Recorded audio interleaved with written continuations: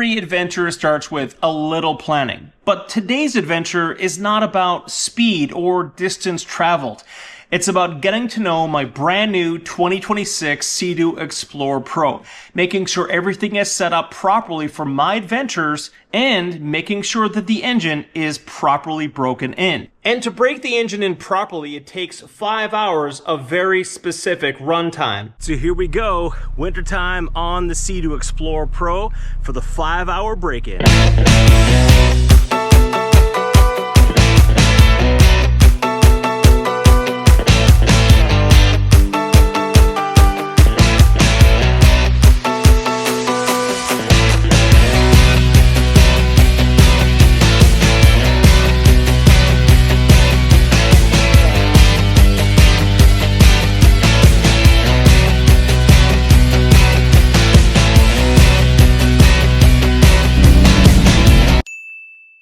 The information in the SeaDoo manual says a break-in period of 5 operating hours is recommended before running the watercraft at full sustained throttle. A maximum throttle should not exceed 1/2 or 3/4 pull, but brief full acceleration and speed variations help with a good break-in. During the break-in period, the SeaDoo engine management system limits the maximum power to protect the engine. Increased power, performance, and speed will be unlocked progressively during the proper break-in period. So what this means is this: for the first 5 hours of use, continued wide open acceleration and prolonged cruising speeds are not recommended. Trust me on this, a little patience and a little time investment does go a long way right now, and it gives you and me better adventures and engine health later on.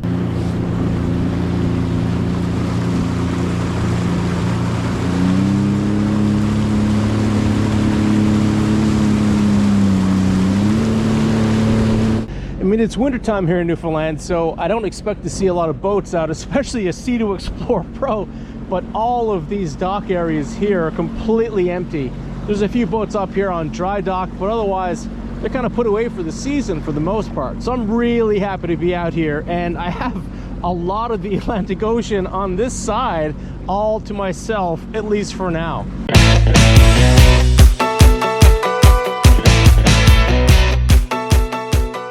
Just entering now one of the yacht clubs. A lot of people now doing a lot of maintenance, a lot of work they can do to enjoy the upcoming season. I want to make sure I don't stay in slow speed too long for sustained periods, or high speed for that matter. I'm going to make sure that I adjust as soon as I get out of this no wake zone. We've had a cold winter so far, and it's only half over, and this is the Atlantic Ocean I'm in here, kind of along the coast, and yeah, there's still ice here. So if you ever wondered, can the Atlantic Ocean freeze? Yeah, inland for sure, because this is the ocean and there's ice.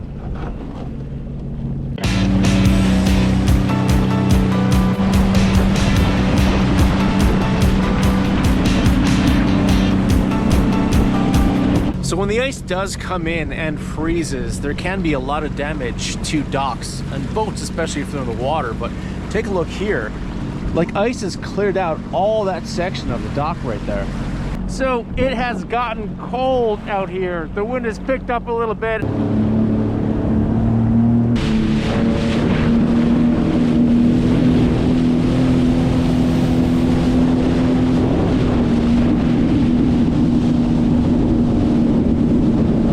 Alright, it's a quick update for hour 1. It's just been really cruising around, getting used to the controls of the SeaDoo Explorer Pro. Very different from the other skis I've had in the past. Super stable hull, man. This ST3 hull and the windshield, I cannot say enough about this. This is really kind of keeping me in out of the cold weather, kind of tucked in, and it makes it so much more bearable. I'm a little further offshore now. The wind's picked up a little bit, so I want to make sure that I stay fairly warm as best as I can.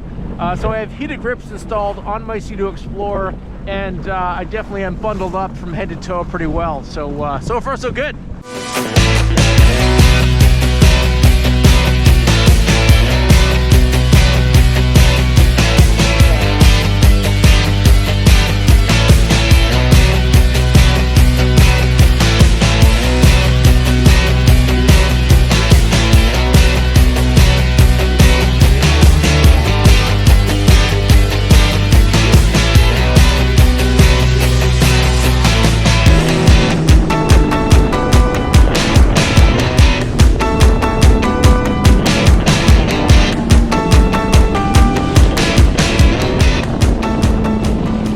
I did find another vessel out here besides me, and it's right here.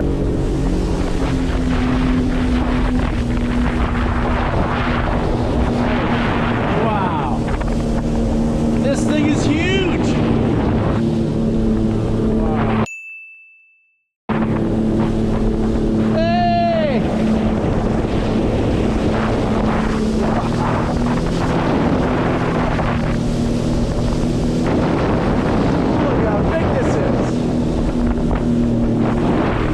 This is another reason why I love SeaDoo. I've been riding for 15 years, over 3,000 hours. With the SeaDoo, you can get places that other vessels and boats just cannot get.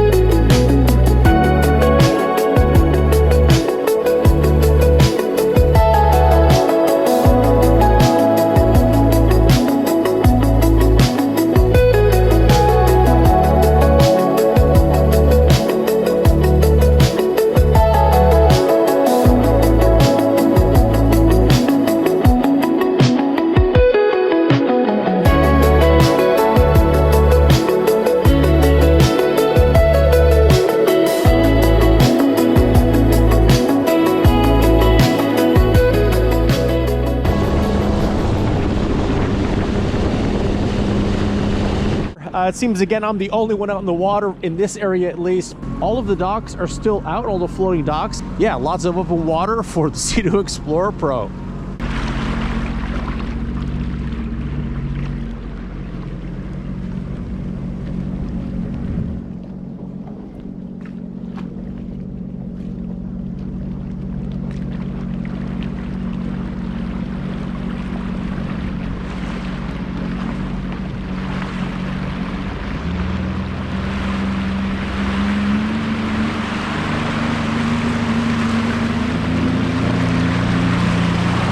Quick update for hour 2. The throttle response is super smooth, like in general, but I think it's actually opening up now, heading towards hour 3. So can't say enough of good things about how stable this ski is. And I know I said it before, but the windshield is unbelievable. Let's head on to hour 3.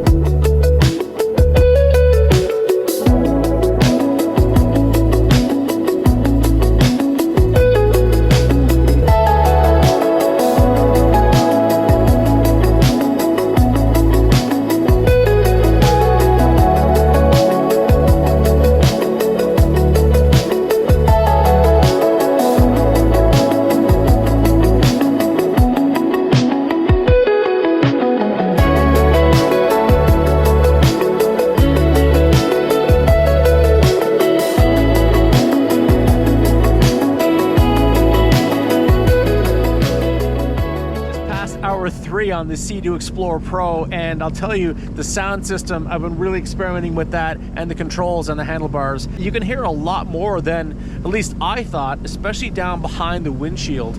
And so kind of like it shields it from the wind, so you can actually hear it pretty well. I've also tested out low speed mode several times and cruise control, which has been pretty awesome as well. Pretty excited about the next kind of a couple of hours here, because the engine is definitely, without a doubt, opening up more and there's more power. So I'm doing exactly what the manual says, and it's working out really well. Update again soon, but gotta say, loving this, and you know, I might be here for more than 5 hours. It's been fantastic.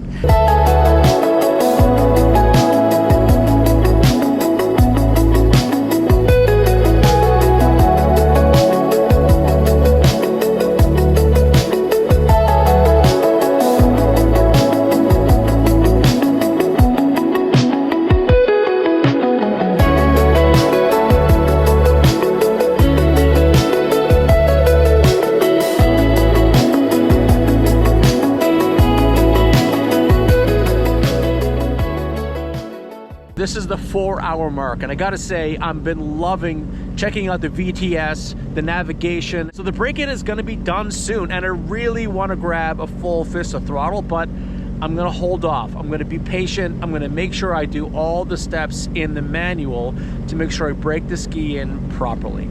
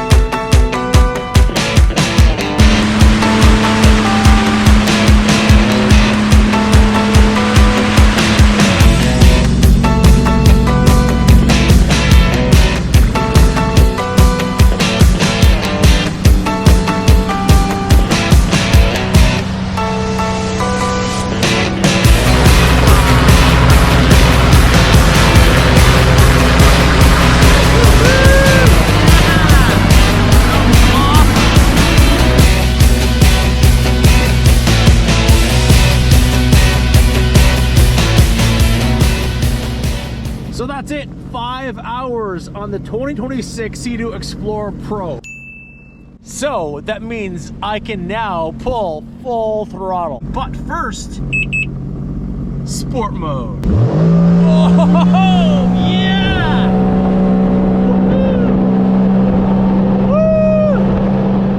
Woo! All right, successful adventure today. Break-in complete.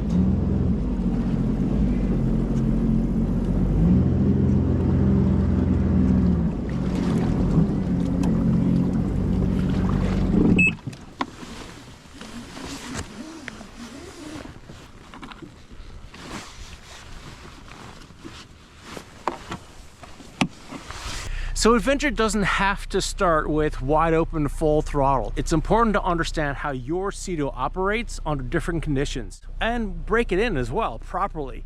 So like, subscribe, and comment. Let me know what content you want to see on the SeaDoo Explorer Pro next. My name is Dean and this is Chase Your Wave Adventures. See you on the next wave.